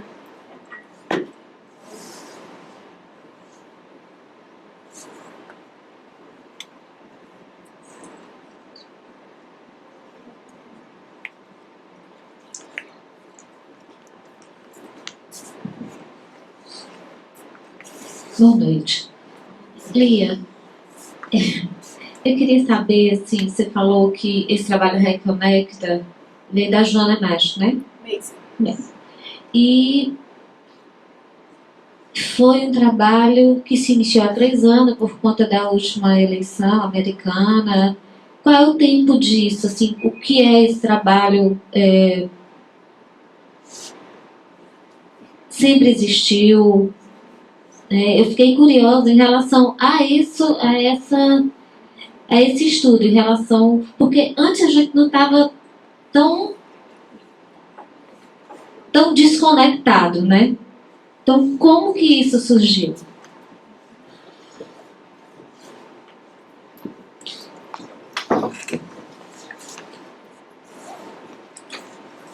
Eu acho que talvez eu tenha me expressado mal, mas o que eu disse que eu tenho acompanhado um pouco, que faz 3 anos, são grupos de ativistas americanos, né, pessoas que estão fazendo essa interseção entre cura e mudança social, né, entre cura coletiva e mudança social.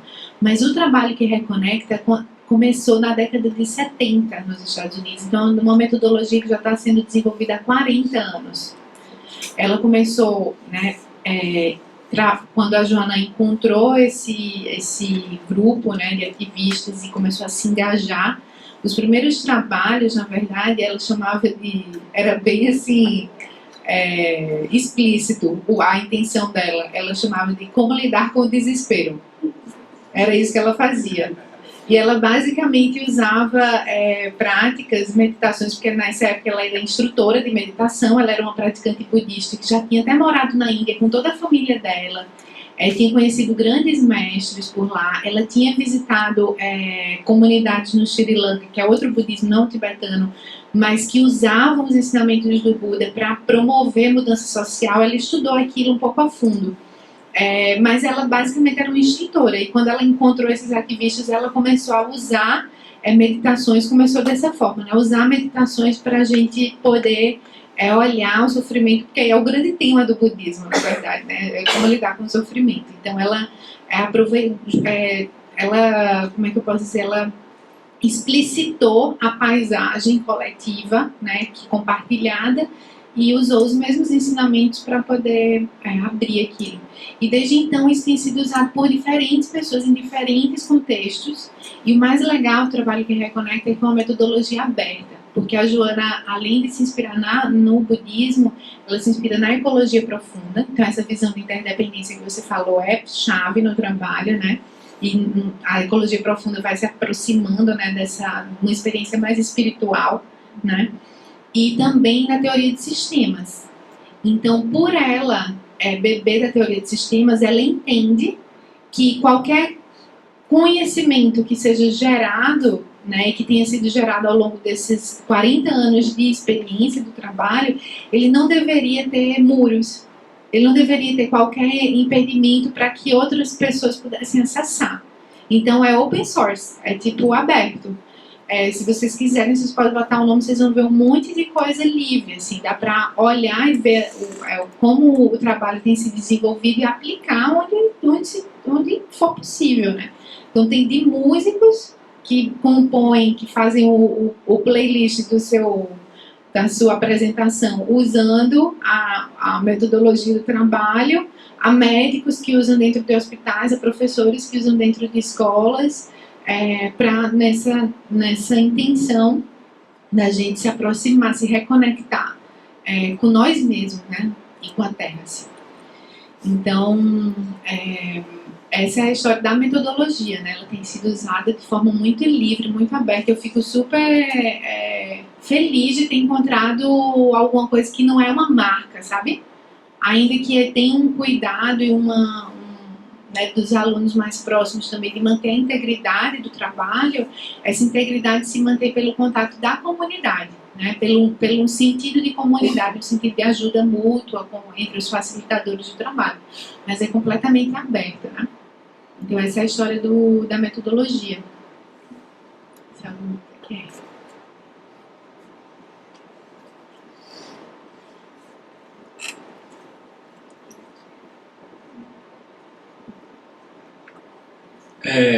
Eu não sei nem como começar direito, mas eu queria conectar um pouco a questão ambiental com a questão econômica. E como que isso pode ser visto de um modo mais profundo e individualmente, coletivamente, a gente lidar com todo esse colapso também da economia. E o que está acontecendo no aspecto mais abstrato do dinheiro, né? Como é que ele circula, como que ele vai parar um canto e não no outro. Mais ou menos isso, assim, começando a falar sobre esse assunto.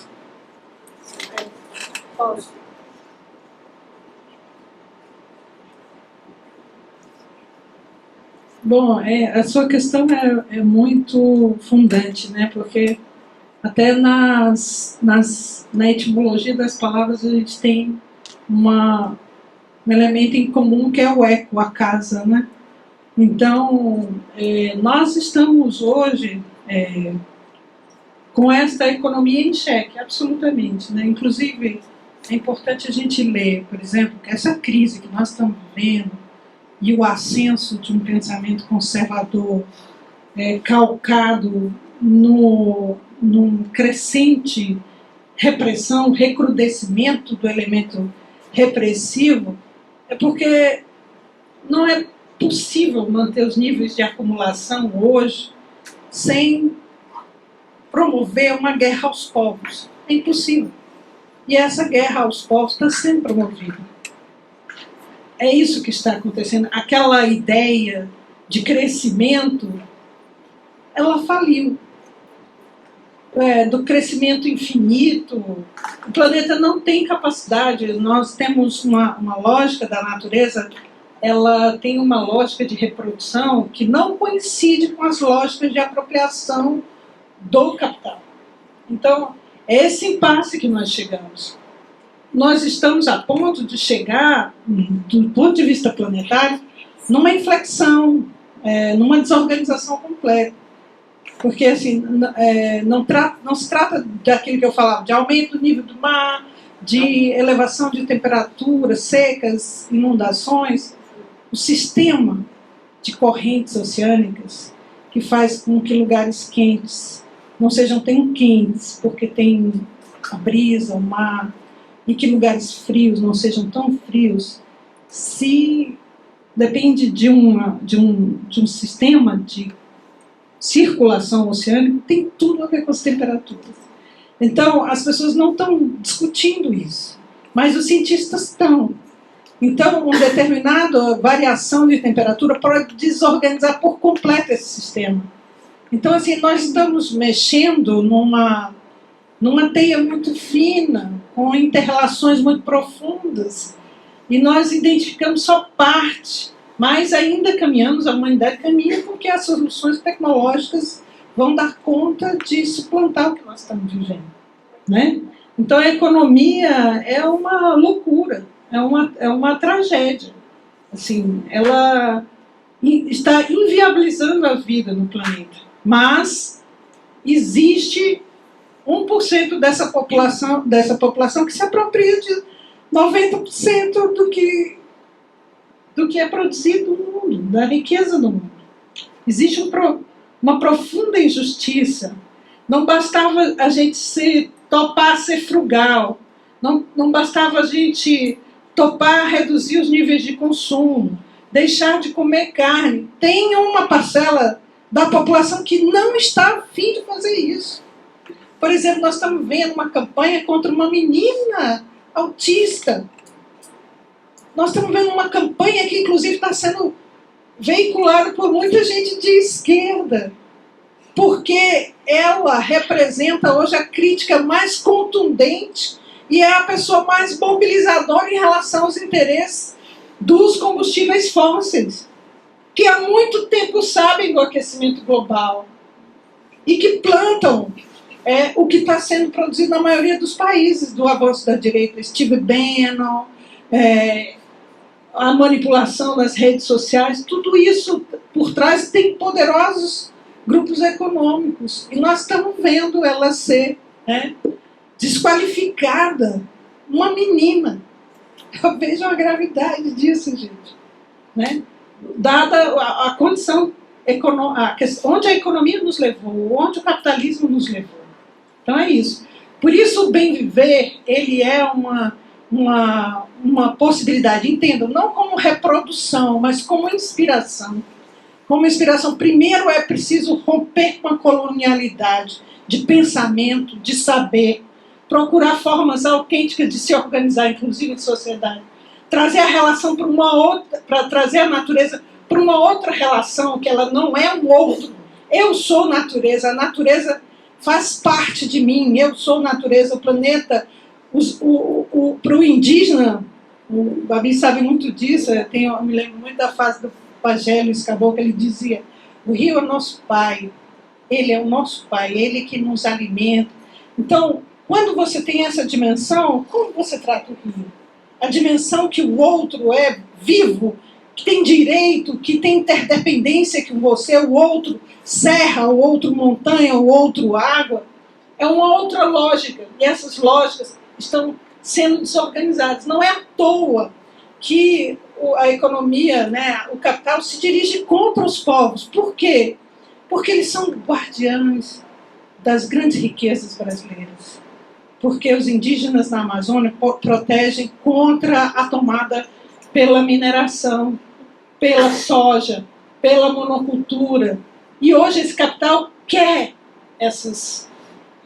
só é possível usurpando os bens comuns, os bens naturais e os bens comuns da humanidade. Só é possível manter essa lógica assim. É por isso que a direita ganhou, porque ela não há identidade. Muitas vezes a direita fica inconformada com as falas de Bolsonaro na ONU, mas o que os animou e os anima a manter esse projeto não tem nada a ver com identidade, tem a ver com garantia dos interesses. Eles querem a mineração na Amazônia, eles querem a exploração, a apropriação das águas do nosso país e da América Latina e sobretudo dos bens naturais. E aí está aí Brumadinho, está aí a destruição do doce do Paraupebas, para mostrar qual é a lógica deles. Eles não querem, não fazem nem esboço de paralisar diante disso, diante de grandes demonstrações de que o caminho está errado. Pelo contrário, eles seguem absolutamente cegos na perspectiva de privatização da vida, em último grau.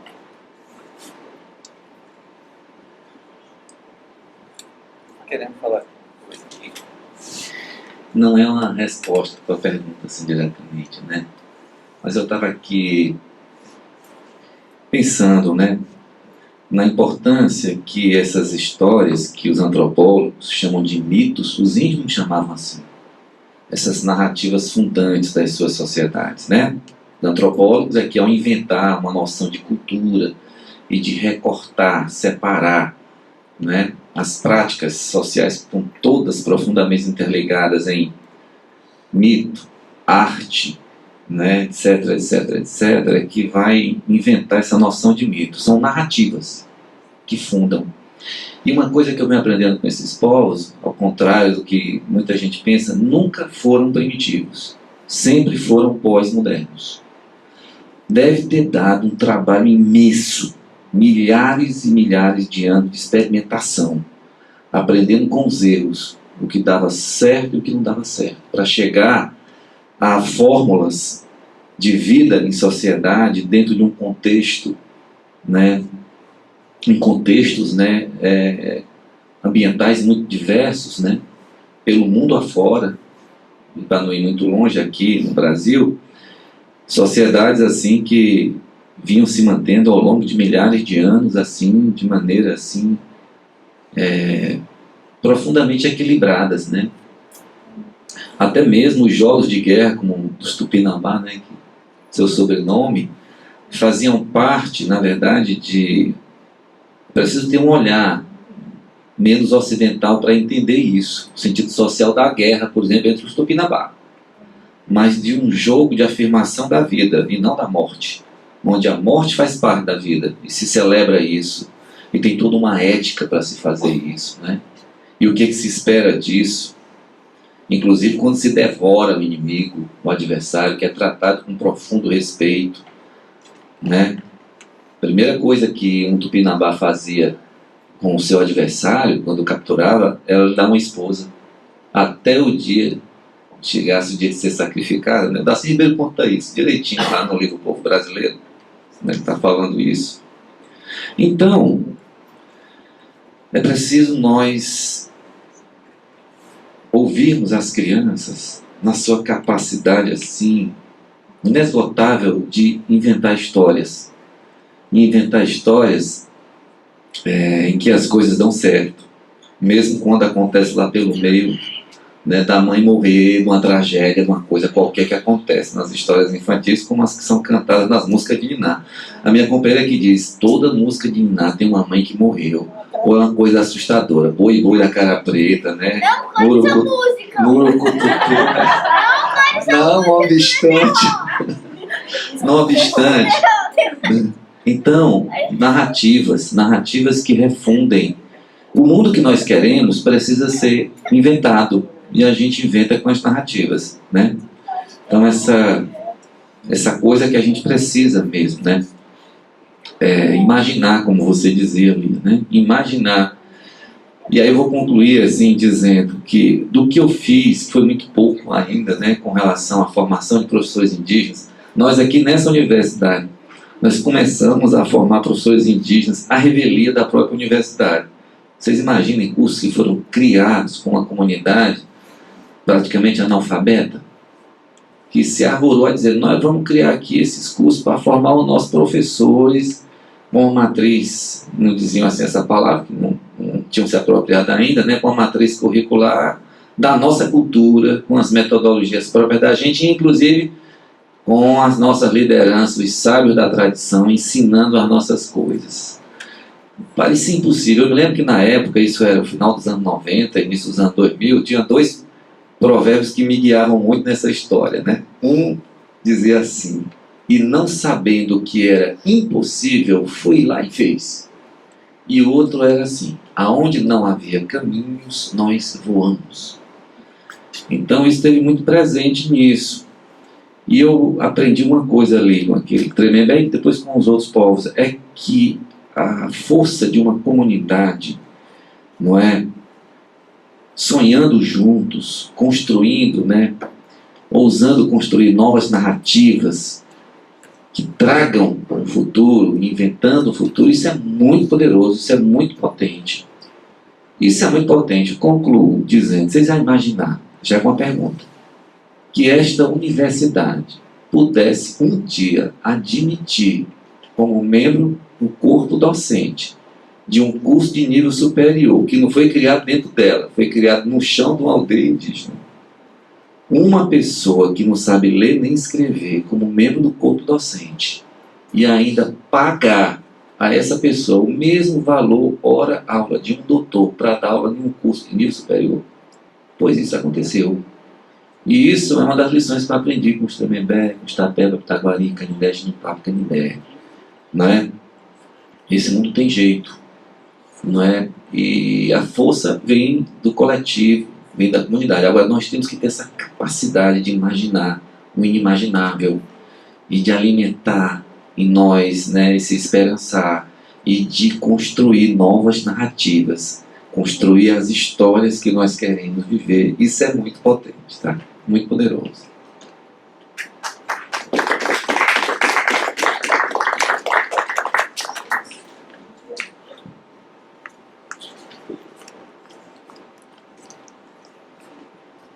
Boa noite. Dentro desse processo, né, a senhora pegou, você falou também do processo de que nós somos a essência, né? E eu recentemente voltei para Fortaleza agora, estudava gastronomia na Universidade Federal da Paraíba, e voltei por vários processos, inclusive o processo político que a gente está vivendo agora, e não tinha como mais me manter dentro da universidade, né?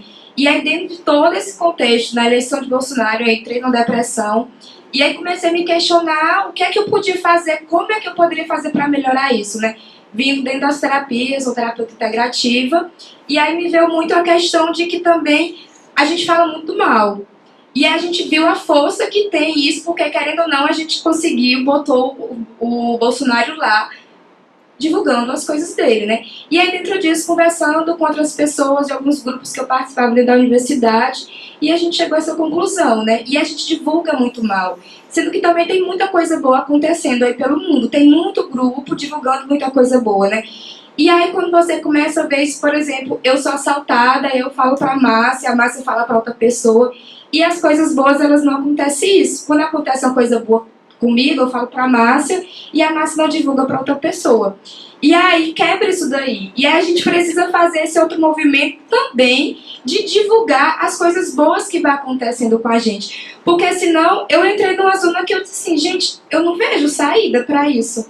Né? Onde a gente tá, eu não vejo saída. Só que a gente sabe que tem a saída, né? E aí quando a gente fala do autocuidado, né, a Ana Tomás, ela também fala, tem um vídeo dela, né, que ela fala sobre o processo da desescolarização, né?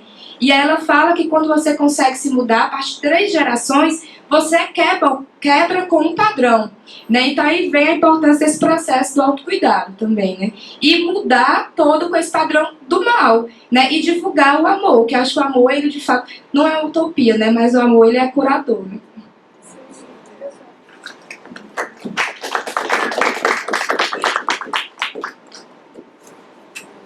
Sobre isso que tu falou, da gente ver o que está acontecendo de positivo, né? Dentro do trabalho que reconecta, é como se tivesse 3 dimensões de ação. Uma vez que a gente percebe essa interdependência, a gente se sente comprometido, né? Com a teia da vida, é como se tivesse 3 dimensões de ação. Uma dimensão é a dimensão do bloqueio, né? A gente identificar que o que está acontecendo só vai gerar problema, só vai gerar confusão. Então a gente tentar ações que bloqueiem, né, que impeçam que aquele movimento se expanda, né, que como classicamente os ativistas do Greenpeace se colocam na frente dos navios, ou a gente tenta impedir que um projeto de lei seja aprovado, ou enfim, as pessoas que se colocam na frente das árvores para que não haja florestamento, né, todo tipo de ação de bloqueio, as mais diversas. Uma segunda dimensão são as dimensões onde a gente vai estudar e colocar em marcha ações que promovam a vida, que sustentem a vida, que mostrem que outras formas de vida são possíveis, como o exemplo que o Babi estava falando, né? Outra forma de atuação é possível. Mesmo nos ambientes mais engessados é possível furar e deixar outra flor diferente daquelas brotar, né? Alguma coisa que rompe. E a gente tem que buscar, olhar para isso, né? Como às vezes eu falo na oficina, a gente tem que transformar nosso feed do Instagram só dessas ações, né? Ações positivas, assim, tem uma pessoa no sertão da Bahia fazendo um projeto de permacultura há 15 anos, criando um ambiente totalmente sustentável para a comunidade. Tem gente fazendo coisas incríveis. Essa revista é sobre essas coisas maravilhosas que estão acontecendo. A gente tem uma sessão que é só sobre isso, a gente ir buscando e alegrando o nosso coração, porque isso também é curativo. A gente se alegrar com as ações de bloqueio, a gente se alegrar com as ações de florescimento, né? A gente reconhecer muita inteligência que a gente tem, muita capacidade, né? Cada oficina que eu dou milhões de novidades, né? Que eu estou em contato para falar de dor, mas eu acabo totalmente preenchida, né? Com a quantidade de sonho e de coisas positivas que estão acontecendo.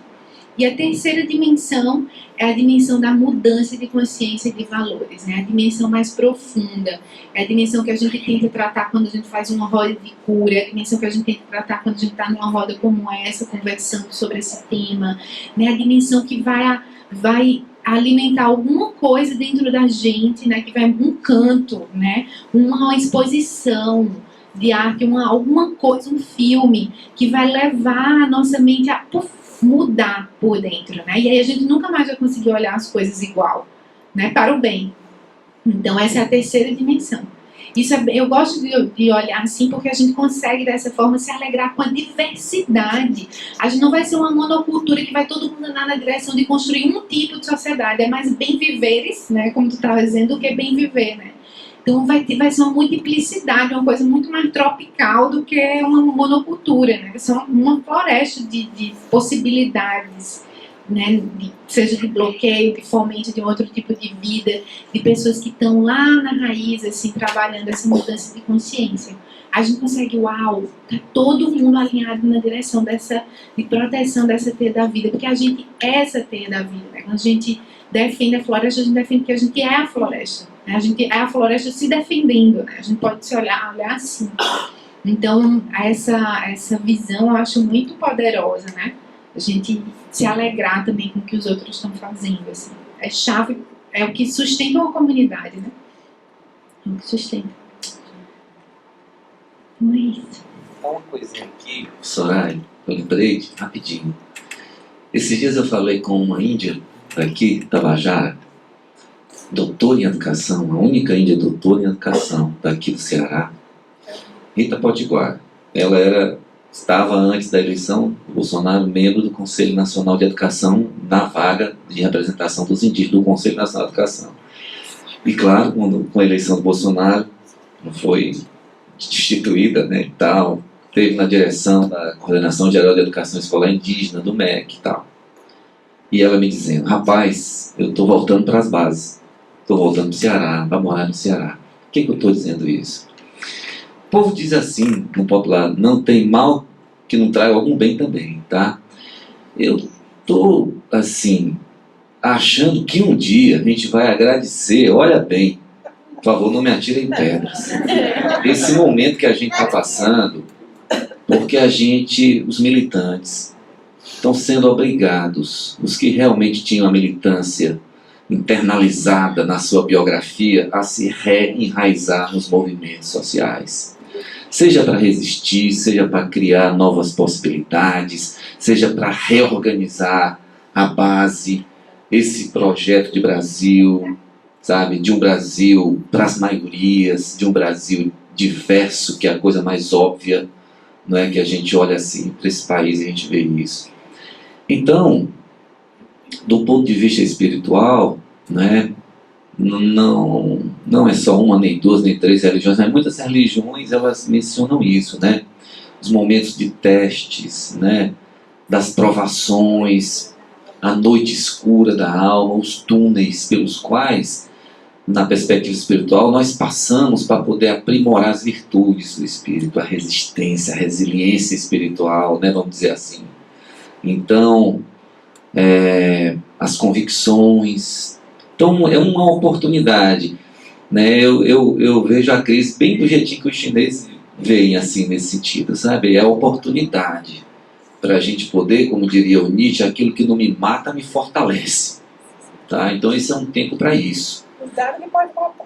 Pode matar também, mas se matar a gente volta de novo. Se matar, eu volto de novo. Eu não tenho pressa, eu sei que eu não vou me purificar dessa só. Então, eu vou precisar de algumas, de várias. Ainda tem muita coisa para trabalhar aqui. Estou sendo filmado, vai entregar lá. Desliga isso aí, mulher. Vai. Aí, para concluir, o testemunho lá da minha amiga Rita Potiguara me trouxe uma esperança, sabe? E ver que a gente está num outro momento. Já algumas coisas vão estar acontecendo. Pode aguardar. Né? Em relação à nossa reorganização de base também, tá? É isso. E eu só queria pegar essa questão do sonho, né? Que eu me lembrei agora do livro do Krenak, As Dicas para Adiar o Fim do Mundo, que ele fala de dois aspectos muito importantes, né? Que é a dimensão da coletividade, como essa vida compartilhada, ela proporciona aprendizagens, né? Essa que busca um sentido na militância, no exercício da docência, o quanto compartilhar essas experiências que que nós estamos vivendo, por exemplo, nesse momento, nos trazem essas aprendizagens. Eu também concordo com você, que acho que esses grandes desafios, né, que nós, enquanto país, eu estou falando, precisamos passar limpo muita coisa que ficou mal resolvida na nossa história. A própria relação com a ditadura, com o racismo, com o machismo, tudo isso mais ou menos mal resolvido veio agora à tona, né, numa profundidade que é impossível seguir adiante sem dimensionar essas questões. Não dá mais para botar debaixo do tapete. É uma época que é muito curiosa, assim, não tem meio termo, né? O psicanálise chama o retorno do recalcado. O retorno do recalcado. O retorno não do recalcado. Foi resolvido, foi recalcado, volta agora. Com toda a força, né? É o que nós estamos vendo. Então nós vamos ter que trabalhar isso numa perspectiva libertadora, hein, finalmente, né? Eu creio que também há possibilidades e a velocidade hoje é muito maior. Parece assim uma época de primeira, lembrou a Primeira Guerra Mundial, né? Porque dizer assim que na Primeira Guerra as pessoas estavam entrincheiradas e tinha a terra do sem ninguém entre essas trincheiras, né? A questão nós estamos vendo aí no nosso cotidiano Ágata no Rio, uma criança assassinada. Aqui qual é o nome dele? Juan, uma criança assassinada. O problema são esses que estão fora da trincheira. Marielle assassinada, mas estava numa trincheira. Os Juan, Ágatas, esses que estão fora da trincheira. Então, assim, esse é o problema. Nós temos que passar uma história a limpo. A história do nosso país tem que ser passada a limpo, resolvendo profundamente essas questões. Mas eu sou esperançosa. E como diz o Krenak no livro dele, a coletividade é um momento de aprendizagem muito grande e o sonho também para as comunidades indígenas, inclusive para os Tupinambá. O sonho ele é muito aprendizagem. Ele traz mensagens, né, do inconsciente, de outro plano, e é uma vivência profunda de aprendizagem. Nós precisamos muito de aprendizagem para suplantar o que nós estamos vivendo. Nós não vamos suplantar o que estamos vivendo sem compartilhamento, sem coletividade, sem presença. Acho que a presença também uma dimensão cobrada, porque o mundo da manipulação ele se dá muito pelos meios virtuais, e nós estamos chamados também a uma presença maior. Isso que você está falando, de estar em contato com as pessoas, com seus dilemas, mas também com suas riquezas, lindezas, aprendizagens. Então isso tudo está bem presente. Eu sou esperançosa, não nesse sentido do que o Babi falou, né? De esperançar, de ter uma postura ativa diante da vida, com os valores que tenho, mas acredito que a gente tem uma grande aprendizagem de superação para a gente realmente passar a nossa história limpa e superar esse momento que nós estamos vivendo. E às vezes parte também o pessimismo. Eu só espero que o planeta fique para alguém. Porque talvez seja, né, a nossa impermanência é uma garantia. Se é algo que é garantido, é impermanência. E se nós não estivermos à altura desse planeta, que seja também, né? Pois que seja também. Porque, infelizmente, eu acho que isso também está posto.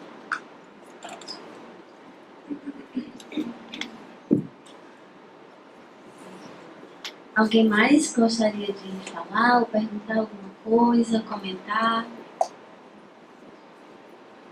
Então a gente... Sim. É assim, eu não sou budista, né? E eu demorei pra caramba pra ter convicção própria dessa história da gente vir aqui muitas vezes para esse plano. Isso aí não tinha como me convencer de literatura ou de alguém me contar, sabe? Não aceitava que acreditar por procuração, esse negócio de outras vidas. Eu tive que vivenciar algumas coisas assim por dentro, para que eu pudesse, assim, hoje ter alguma convicção disso. Inclusive, por que nessa vida eu fui fazendo as opções que eu fui fazendo, as coisas foram acontecendo, por que esses índios chegaram na minha vida, tá? Por que nessa vida? De onde vem isso? Ou mesmo a música. E outras tantas coisas, né, que me aconteceram e me acontecem. Então, é uma coisa assim que é muito potente, eu acho, sabe? Do budismo. Isso de dizer que nós não estamos aqui a primeira vez, sabe? Que nós voltamos, que essa vida é aprendizado, até chegar-se um momento em que a gente, né, espiritualmente, realmente já deu passos, né? Então eu acho que isso é uma coisa muito potente. Não é simplesmente assim se alienar do presente, mas assim acreditar que esse lugar é um lugar de aprendizado, que a gente vai e volta e renasce, né? E já experimentou outras formas, né? E outros seres, estamos nessa forma humana. Olha, eu descobri que isso tem uma potência revolucionária, porque isso assim nos faz mais resistentes e fazer aquilo que Francisco de Assis chamava Irmã Morte. Irmã Morte, não é? Não ter medo de morrer. Foi uma das coisas que eu aprendi com esse chá que eu bebi. Olha, se tem uma coisa que esse chá que eu bebo ensina, ou o cabo aprende a não ter medo de morrer, tá entendendo? Ou ele realmente não bebeu ayahuasca, tá certo? E é muito importante esse aprendizado, porque com isso a gente aprende a valorizar mais a vida. E a gente vê que a vida não se encerra em 70, 80 anos, 30, 12, 10, para quem vai mais cedo, né? Então é uma coisa muito potente isso, né? Aquilo que não deu para resolver de todo nessa, a gente tem a oportunidade de resolver mais adiante. São coisas que eu tenho descoberto que o budismo diz, outras religiões dizem, que elas têm assim uma potência de fortalecer o nosso esperançar também nessa dimensão, porque concluo dizendo, esse é um tempo propício para nós nos espiritualizarmos. Não é qualquer espiritualidade alienante, como tem também algumas propostas aí, né? Mas é uma espiritualidade da resiliência, da resistência, do engajamento, sabe? Do aprender a se coletivizar, do aprender a se irmanar com as árvores, entrar dentro delas, né? Entrar dentro das árvores. Isso que eu estou falando assim pode ser metafórico para alguns, tá? Tem nada de metafórico, né? Tem nada de metafórico. Quem já bebeu ayahuasca está entendendo direitinho o que eu estou falando. Tá?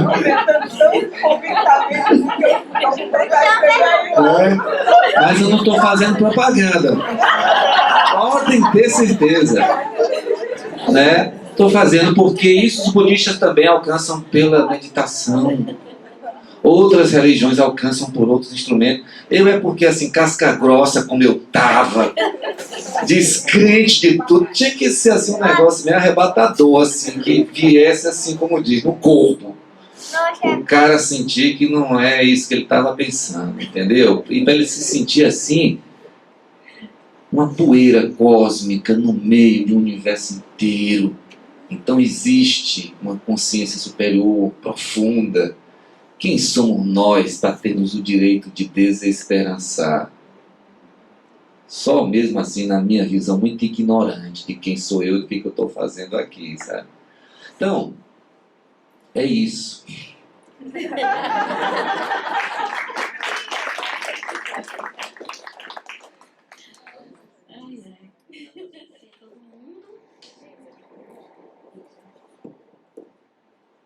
Eu queria agradecer a Soraya e o Babi, assim, por estar aqui entre vocês, no meio de vocês. E inspirada aí pelo Babi, que falou tantas coisas biográficas, assim, queria compartilhar uma coisa que eu vivi 11 meses na Índia. Eu estudei tibetano, estudei a língua um pouco, né? Muito pouco, assim, quase nada. Mas a língua tibetana tem um som que é meio gutural, assim, meio uma coisa assim que sai.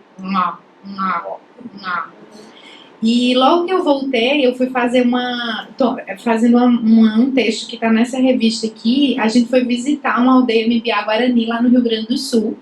Eles nos pediram, eles procuraram o nosso centro, procuraram o nosso professor, pedindo ajuda, porque eles estavam no movimento de retomada de um desses institutos agrícolas que tinham ficado ao Deus dará, assim, depois dessa desestruturação toda que o Rio Grande do Sul viveu, e eles estavam tomando, né, conta dessa área e retomando sua cultura. Eles diziam que não era uma retomada da terra só, mas retomada do modo de vida e tal. E eles procuraram o nosso centro e nosso professor, a gente se articulou para ajudar eles no que eles precisavam. E eu fui, né, ficou com algumas horas de Porto Alegre, e fui com um grupo para lá. E foi a primeira vez que eu ouvi a língua, uma língua indígena. Eu já tinha ouvido nos vídeos das aldeias e alguma coisa assim, mas presencialmente foi a primeira vez. Tem 30 anos, né, 30 e poucos anos já. E é a primeira vez que eu ouvi aquilo. E os sons que eles faziam, né, na língua deles, era tão parecido com esses sons guturais tibetanos, né? E aquilo me deu, assim, foi um momento de quase epifania, assim, dizer, meu Deus, esse é o som da terra. O som dessa terra é esse, né? É esse o som que vem desses seres que estão com os pés enfiados na terra, né? E me deu uma coisa assim, disse, gente, a minha língua é a língua, não é a língua dessa terra, a minha língua é a língua do colonizador, a minha língua é outra, né?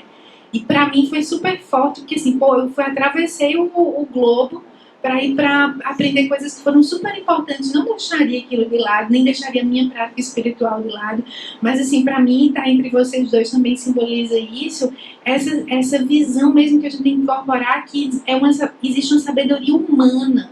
Ela não diz respeito à tradição, não.